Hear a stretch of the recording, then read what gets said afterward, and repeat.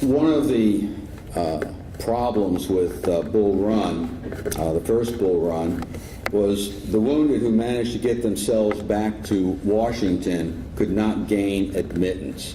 The largest hospital there was only 40 beds. A building program in the months preceding the Bull Run improvised hospitals out of hotels, out of churches and private homes. However, there was no organized system for hospital admissions. Regimental surgeons would send their sick and their wounded to a nearby town, having no idea how many or if any beds were available for them. So by the time of 1864, an efficient system had been developed. You had tent hospitals, you had field hospitals, and you had general hospitals such as Avery Square in Washington City. Now, we talked about the tier in the hospital system. We start off with the aid station. Each regiment had an aid station that was staffed by an assistant surgeon and or a steward. This forward station was located approximately 100 yards or so behind the firing line, hopefully in some protected area, down in a ravine behind an outcropping of rocks, something that would protect them from shot and shell. At the beginning of the war, it wasn't unusual for a soldier who was wounded to be helped off the field by his comrades. And a soldier with nothing more than a flesh wound might be helped off the field by 4 of his friends. So you can imagine what this would do to a fighting force once it sustained a few wounded, if for every wounded, 4, 5, or 6 of his buddies were helping him off the field. But we had the ambulances that were taking the wounded off the field, and we had the aid stations with the steward and the assistant surgeon. Those soldiers who were only slightly wounded evacuated themselves, and more seriously wounded were taken by stretcher.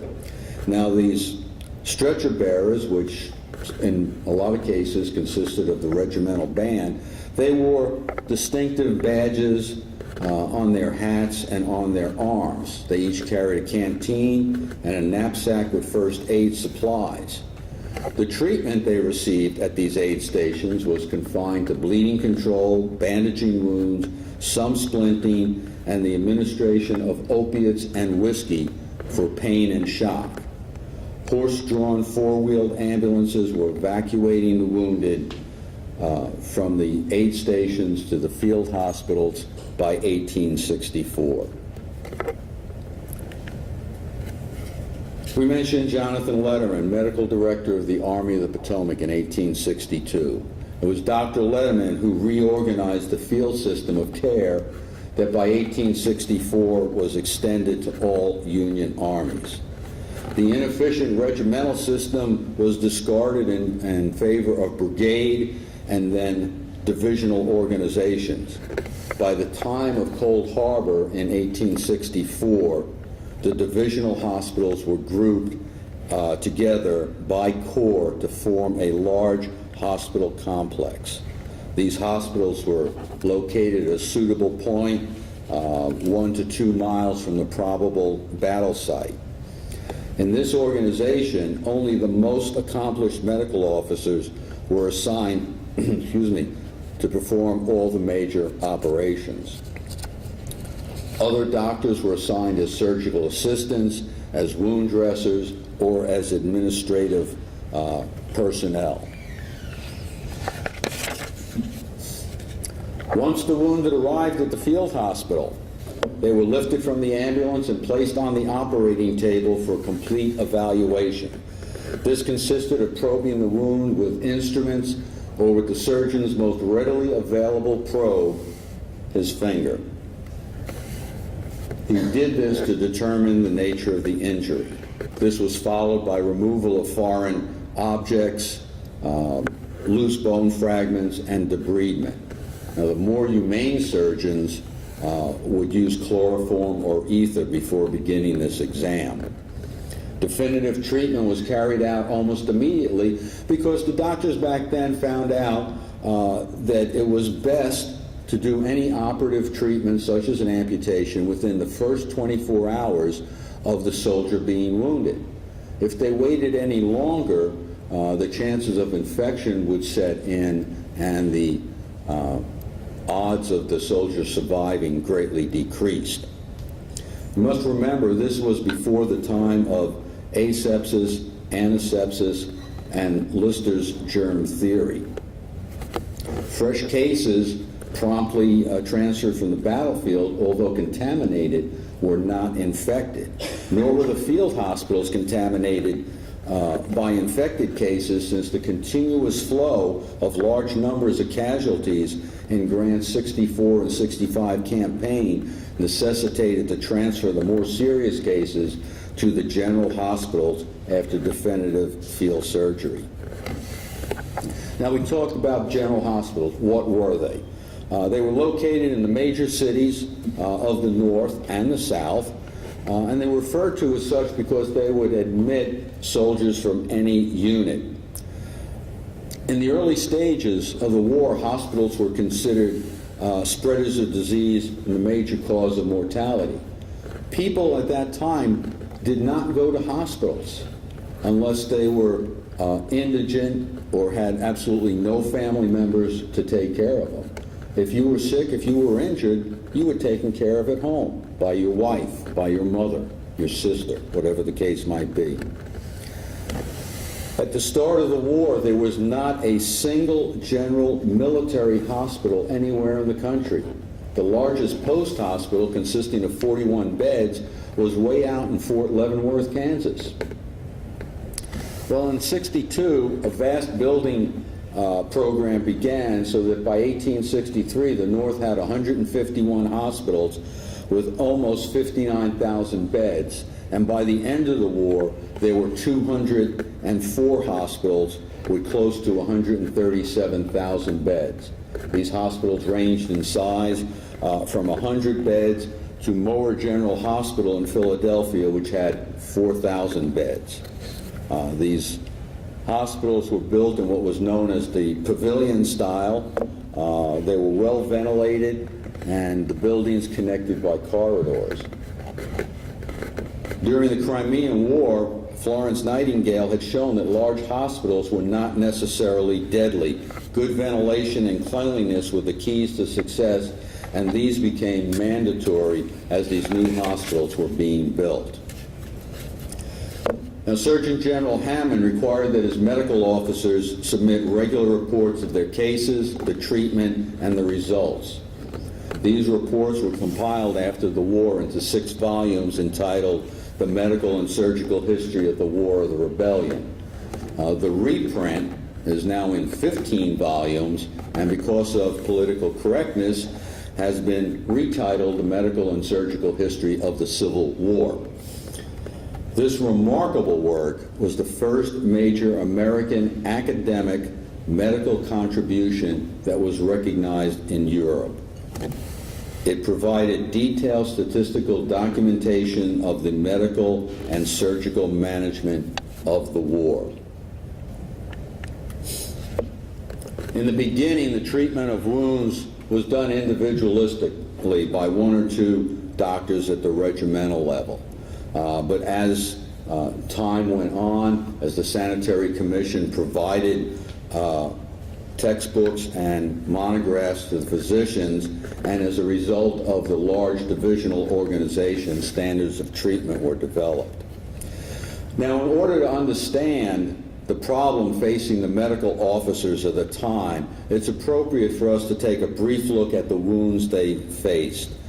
Pictures of the Civil War showing giant waves of troops storming the enemy lines. This would imply much hand-to-hand combat. This picture is from the Battle of Antietam. It's Burnside's troops storming across the bridge and getting pounded by the Confederates. when they could have marched a few hundred yards down the stream and could have forded the stream instead of, but that's another story. In actuality, the majority of the fighting took place at long distances. This change came about because of the development of the rifled musket and the canodal bullet. The original non-rifled musket or smoothbore could fire a round ball with an effective range of approximately 100 yards. Well, in 1847, French Army Captain Claude Monet invented what was called a canodal bullet or mini ball, named after him, which was approximately 1 ounce of lead. Put this in a rifled musket. When it was fired, you notice the backside was somewhat hollowed. That would expand. It would grip the rifling in the barrel, giving it a spin, much like a quarterback today when he throws the ball and snaps it, it gives it a spin. That gives it greater accuracy and greater distance. Now, instead of an effective range of 100 yards, you now had an effective range of 300 to 500 yards. And as Grant found out when he did that frontal assault, it can be devastating to the attacking soldiers. Scenes depicting hand-to-hand combat with bayonet or saber were grossly exaggerated, and they were more Hollywood than practicality. The volunteer soldier did not favor the cold steel of the bayonet, and the cavalryman favored the pistol or the revolver over the saber. Statistically, 94% of all battlefield wounds were caused by bullets, 5.5% from artillery, and only 0.4% were inflicted by bayonet or saber. Now, these lead bullets, these mini balls, produce far worse wounds than modern-day steel-jacketed bullets. They traveled at relatively slow speeds, and once they hit the human body, they tended to flatten and mushroom out. They carried in particles of clothing, of skin, of dirt, resulting that most wounds became infected. The round ball, whose use was limited to the early phases of the war, produced far less trauma than the mini ball. The increased velocity and the penetrating power of the mini was responsible for the devastating wounds that were seen during the war. Now, I know you've all heard of Newt Gingrich, former Speaker of the House, former presidential candidate. Well, he co-authored a trilogy of books on the Civil War. And in one of the volumes, Gettysburg, a novel of the Civil War, he had perhaps the most accurate description that I have ever read about what it was like to be hit by a mini ball. And he has very graciously allowed me to use these several paragraphs from his book in my presentation. 3,000 rounds of .58 caliber slashed across the open field. Muzzle velocity slow, but even at 700 to 800 feet per second, carried a frightful punch. The canodal round, weighing close to an ounce, made of soft lead. Sometimes the round sounded like the buzz of an angry bee or the hiss of a snake. And if it passed close enough to you, you'd feel the smack of the shock wave. If it hit human flesh, the sound was audible like an open-handed slap. The slower speed at that instant, that microsecond, as the bullet struck, actually made the impact more deadly. The round would begin to flatten out, distort, as it first penetrated cloth, striking a button, a cartridge box sling, or a belt plate. Often it would begin to tumble, glancing off